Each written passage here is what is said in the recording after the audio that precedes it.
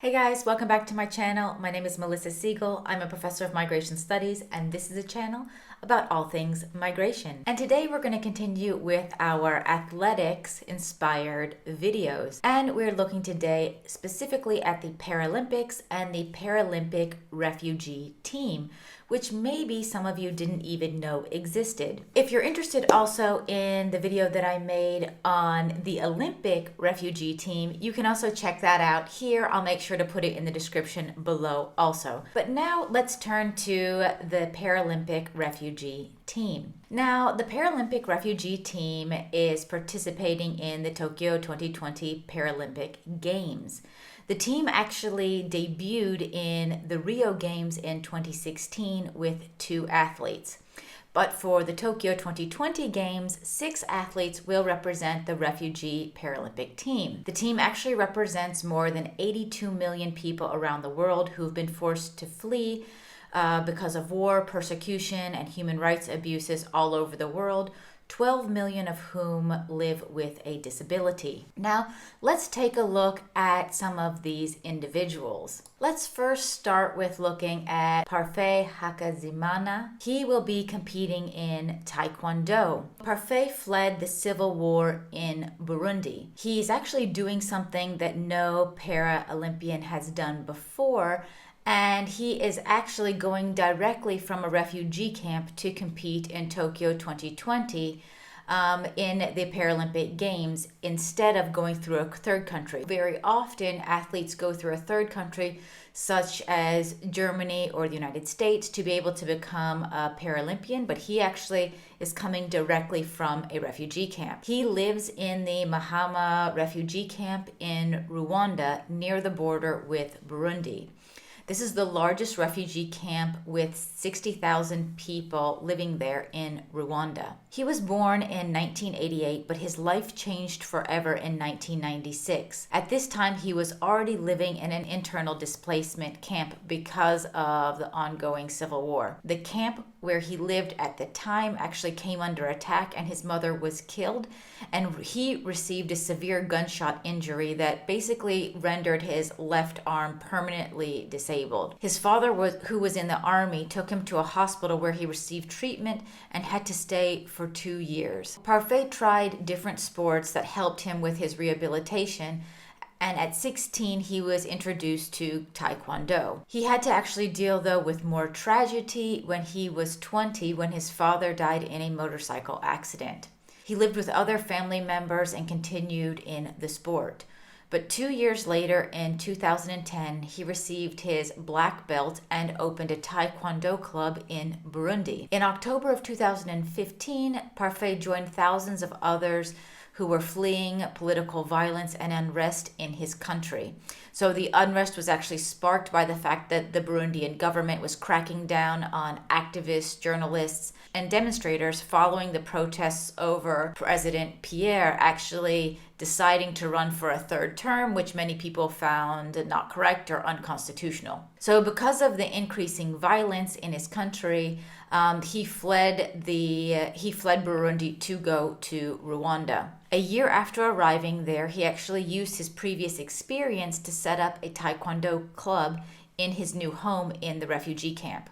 He now trains around 150 people in the camp. His long-term goal is to return back to Burundi and to set up a Taekwondo club back home that would be open to the whole community. So we wish him all the best of luck in Tokyo 2020. Now let's turn to Anas Al Khalifa, who will be competing in kayaking. He was born in Hama, Syria in 1993 and basically had a fairly normal childhood. However, everything changed for his family when the war broke out in 2011. And they were all separated. His only brother, who he was very close to and who worked with the police, left his job so he would not have to pick sides and fight in the war. and went to a camp for internally displaced people. Anas, who was just a teenager at the time, went to another camp nearby, only 3 kilometers from the border with Turkey. He has said that the camps were the only places that were free of any weapons or fighting, and it was the only place that he really felt safe. He thought that he would be there for a couple of months, but he ended up living in the camp for 2 years. Eventually, he decided to flee to Turkey, and even though it was only a few kilometers away, it felt actually like a world away to him. After several attempts, he actually made it into Turkey in 2014. He found odd jobs as a porter, carrying fruits and vegetables. He lived in Turkey for 1 year, keeping in close contact with his brothers and with his parents. The plan was for either Anas or his brother to go to Germany and then be able to support the parents from there. But in the end, his brother decided to stay in Syria, so Anas set out on the risky journey many refugees know all too well. It would take him from Turkey to Greece and then on to Germany. But the trip itself was a nightmare, and he was not sure he would survive. Over the course of a month, he hitchhiked, jumped onto trains, hid outside in the woods, and even got robbed on the way. In August of 2015, he arrived in Germany. And a year after that, he landed a job helping to install solar panels on roofs. He did that for close to 2 years, and any money he had left over at the end of the month, he sent back to his family. These are what we call remittances. If you're interested to learn more about remittances, you can check out my video on that here. One rainy day on December 7th in 2018, he was working on a 2-story building when he slipped and fell to the ground. He actually landed on his back and suffered an incomplete spinal injury, which meant that he had limited movement or sensation in his lower limbs. He broke his left leg as well in multiple places. He was in one hospital for a month and then transferred to another where he had to undergo several surgeries and rehabilitation for a year and a half. Anas has said that his medical team was very supportive, including his physiotherapist, who had a friend who competed in para canoe. So together they encouraged Anas to try the sport as a way to help his rehabilitation, and well, the rest is history. He really took to the sport, and we wish him luck in the Tokyo Games. Now let's turn to Alia Issa, who is competing in the club throw. Her father, Mohammed Issa, left Syria for Greece in 1996 in search of a better life for his family. He lived for 4 years on his own, working as a tailor until he saved up enough money to bring over his wife and their 4 children at the time. So Issa was not yet born, but she was born in Greece shortly after 2001. When she was 4, her life changed in an instant. She contracted smallpox and was hospitalized. She had a dangerously high fever that resulted in brain damage and left her in a wheelchair with high support needs and some difficulty speaking. The family had more hardship along the way. Issa's father was diagnosed with cancer. He died shortly later. With the ongoing war in Syria, they actually applied for and received refugee status to remain in Greece. So many of you might not know about the club throw. The club throw is a para-athletics discipline for athletes who do not have a strong enough grip to hold a javelin or a shot put or a discus. So they hold a club that looks like a bowling ball made of wood. The athletes sit in a wheelchair or on a platform and aim to toss the club as far as they can. Some throw forward, some throw backwards, and even sideways, depending on their disability. So we wish her the best of luck in Tokyo 2020. Now let's move on to Ibrahim Al Hussein, who is a swimmer. So Ibrahim has endured a very difficult but also hopeful journey to the Tokyo 2020 Paralympic Games. Ibrahim was born in 1998 into an athletic family in Syria in Deir al-Zor, which is on the banks of the Euphrates River about 100 kilometers from Iraq. He really fell in love with sport at a young age and started swimming when he was just 5. His father was a swimming coach who in his youth had won 2 silver medals in the Asian Championships. He dreamed of following his father's footsteps and perhaps even one day representing his country in the Olympics. Everything changed when the Syrian crisis broke out. One day a friend was leaving Ibrahim's house, and while leaving he was shot by a sniper. But unconcerned for his own safety, Ibrahim ran out to help his friend. And and seconds later, a bomb exploded as he tried to help his friend. He lost his lower right leg in the blast, and his left ankle was badly damaged, amongst other injuries. And because of the war, medical personnel and facilities were really hard to find.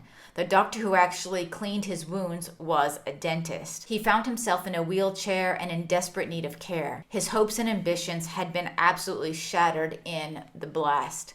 The formerly active youth was quickly sinking into a depression, not eating, not drinking, and feeling hopeless and lifeless. After 3 months, Ibrahim decided he needed to flee in search of a safer place and better treatment.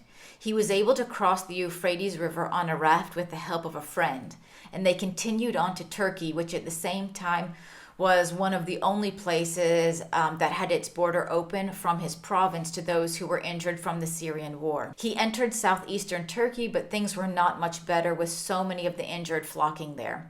So he eventually made his way to Istanbul. There, he finally had some good fortune come his way. He actually met some Syrian expats who helped him find shelter. In Istanbul, he also finally was able to get to a hospital and get treatment for his leg. They made him a prosthetic leg, but the quality was not great, and he could not walk more than 300 meters without it falling apart. So when talking to other refugees, he came to the conclusion that he really had to get somewhere else in Europe if he was ever going to get the proper treatment that he required. So he set out to cross basically from Turkey into Greece. In 2014, he and other refugees crossed the Aegean Sea at night in a rubber dinghy, which was a very dangerous and perilous journey. After arriving on Samos Island, the Greek police took him and the others to a detention center where he stayed for 16 days. He hoped to take a ferry to get to the Greek capital of Athens. He actually didn't have enough money to buy the ticket. However, some of the people who crossed with him from Turkey to Greece collected money from everyone in the group to pay for his ticket. After sleeping in parks and gardens and small hills around Athens and eating whatever fruits he could actually pick from trees, by chance he actually met a Syrian expert living in Greece. And by pure chance, that man had a Greek friend who had a similar disability and used a prosthetic leg. So the Syrian man presented Ibrahim to his Greek friend, who introduced him to his doctor. The doctor was a specialist who fits people with prosthetics and was quite happy to help him. The doctor made a new prosthetic leg for Ibrahim and even paid the 12,000 euro it would normally cost to make the leg. Once he learned how to walk with his new prosthetic leg, it gave him a new freedom. He was able to start looking for work. He found a job in a bus station, cleaning the washrooms, and after a while he earned enough money to rent a small apartment. He taught himself Greek and started to look to participate in sport again. It was in October of 2015 when he was actually able to start training regularly as a swimmer. In April of 2016, he actually carried the torch through a refugee accommodation facility in Athens as a representative of refugees from around the world. We definitely wish him luck in 2020 and look forward to seeing what he does in the future. Now let's turn to Shahrad Nasajpour, who is competing in the discus. So he grew up in Iran and was always very passionate about sport. He was born with cerebral palsy that left him with some mobility limitations, though, on his left side. He competed in the 2011 International Wheelchair and Amputee Sports Federation World Junior Championships in Dubai. But because of some circumstances in Iran, largely due to his religious beliefs, he could not train there for almost 3 years and had to leave the country in late 2015. After fleeing Iran, though, due to religious reasons, he ended up in Buffalo, New York, in the United States. This is where he was supported by an organization called Buffalo Peace House, who provided support for asylum seekers. He was lucky to meet some friendly people also at the University of Buffalo and in the community, and the coach there helped him train. Shahrad actually was part of the first ever Paralympic refugee team in Rio in 2016. He now lives in Arizona, where he completed